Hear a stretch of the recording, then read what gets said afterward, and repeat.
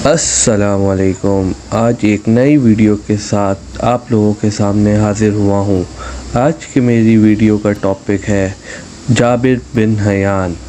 Jabir bin Hayyan वो पहले साइंसदान थे जिन्हें दुनिया ने कीमियाई दान का नाम दिया था।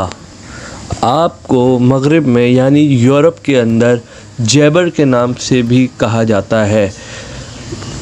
ये दरअसल लातीनी ज़बान में जाबर की बिगड़ी हुई शक्ल है, इसलिए आपको अंग्रेज़ी किताबों में जैबर नाम लिखा हुआ दिखेगा।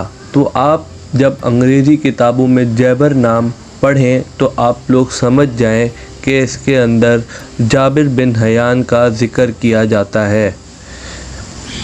जाबिर बिन हयान 737 ईस्वी में ईरान के सूबा खरासान के तारीखी शहर तूस में पैदा हुए। अब बात कर लेते हैं जाबिर बिन हयान के वालिद के बारे में और उनकी हलाकत के बारे में।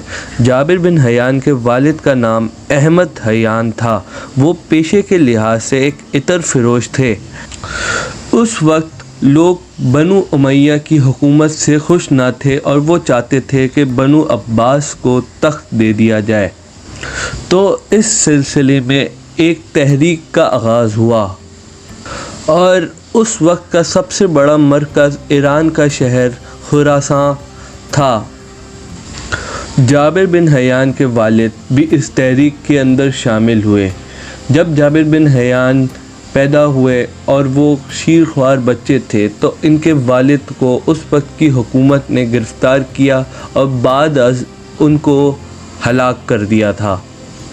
ये थी कहानी जाबिर बिन हयान के वालिद के बारे में और उनकी हलाकत के बारे में।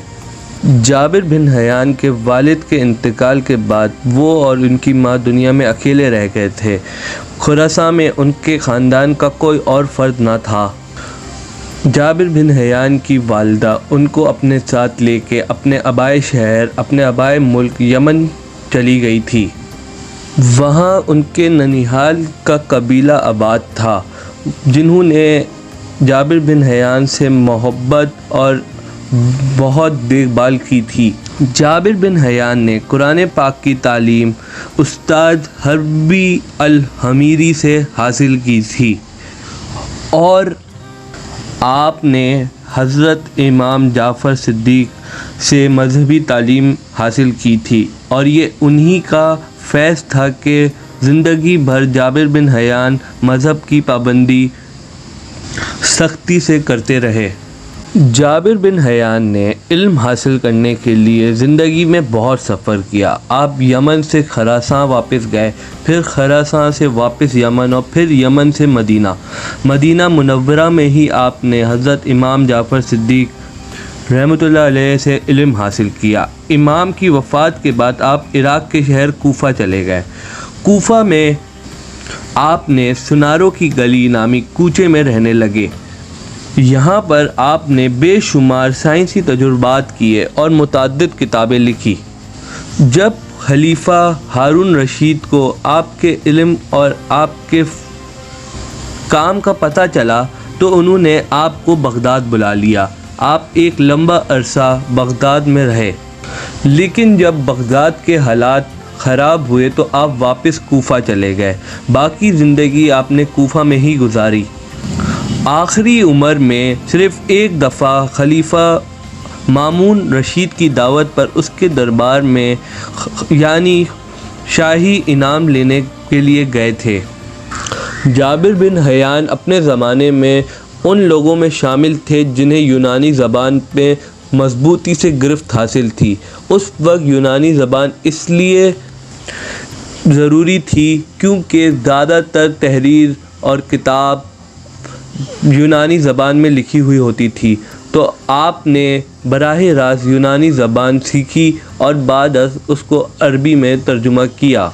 जाबिर बिन हयान तजुर्बाती कीमिया के बानी कहलाए जाते हैं। इससे पहले कीमिया में तजुर्बा करने की कोई रिवायत ना थी। आपको अब्बासी दौर का नामवर शख्सियत कहा जाता था। आप वो बाकायदा पहले कीमियाई दान थे जिन्होंने एक तजुर्बागाह बनाई थी, और आप ही का कहना था कि कीमिया में सबसे ज़्यादा ज़रूरी चीज़ तजुर्बा है। जो शख्स अपने इल्म की बुनियाद तजुर्बे पर नहीं रखता वो सख्त गलती करता है। अब बात कर लेते हैं जाबिर बिन हयान की कंट्रीब्यूशन के बारे में। सबसे पहले जाबिर बिन हयान ने मुख्तलिफ़ नमकियात को सल्फ्यूरिक एसिड के साथ मिलाकर जाबिर बिन हयान ने हाइड्रोक्लोरिक एसिड नमक के साथ और टाइट्रिक एसिड सॉल्ट पेपर के साथ दरियाफ़्त किया, और फिर इन दोनों एसिड को साथ में मिलाकर इन्होंने एक्वा रीजिया एसिड दरियाफ़्त किया। एक्वा रीजिया उन चंद सब्सटेंसेस के अंदर आता है जो सोने को डिज़ोल्व करने में मदद करता है। तो इस तरह जाबिर बिन हयान पहले शख्स थे जिन्होंने सोने को डिज़ोल्व करने का तरीका बताया। दुनिया में सबसे पहले जाबिर बिन हयान ने खिज़ाब तैयार करने, लोहे को वार्निश करने, धातुओं को साफ़ करने, लोहे को जंग से बचाने और फौलाद बनाने के तरीके बताए। आपका तैयार करदा शोरे का तेज़ाब आज दुनिया भर की तकरीबन हर फैक्ट्री में इस्तेमाल हो रहा है। उसके बगैर कोई केमिकल फैक्ट्री काम नहीं कर सकती। जैसे कि मैंने थोड़ी देर पहले बताया, आपने citric acid, nitric acid, hydrochloric acid जैसे तेज़ाब भी तैयार किए जो फसलों की बेहतरी, मिसाइल टेक्नोलॉजी, लोहे से फौलाद, स्टील बनाने और खादों की तैयारी में इस्तेमाल किए जाते हैं। आप अंदाज़ा कर सकते हैं कि आने वाली नस्लों पर जाबिर बिन हयान का ये कितना बड़ा एहसान था। जाबिर बिन हयान ना सिर्फ एक अच्छे कीमियाई दान थे बल्कि उन्होंने तकरीबन 3000 के करीब मज़ामीन और किताबें लिखी। आपने ना सिर्फ साइंस बल्कि शायरी और तारीख़ पर भी किताबें लिखी। सदियों पहले आपकी ज़्यादातर किताबें लातीनी ज़बान में तर्जुमा की जाती थी, अब उसको अंग्रेज़ी, फ़्रांसीसी में भी तर्जुमे किए जाते हैं। आपकी मशहूर किताबों के नाम इसरारुल कीमिया, असूलुल कीमिया, किताबुल खसूस शामिल हैं। ये थी कहानी जाबिर बिन हयान के बारे में। उम्मीद है आपको ये वीडियो पसंद आई होगी। आप सबके देखने का बहुत बहुत शुक्रिया।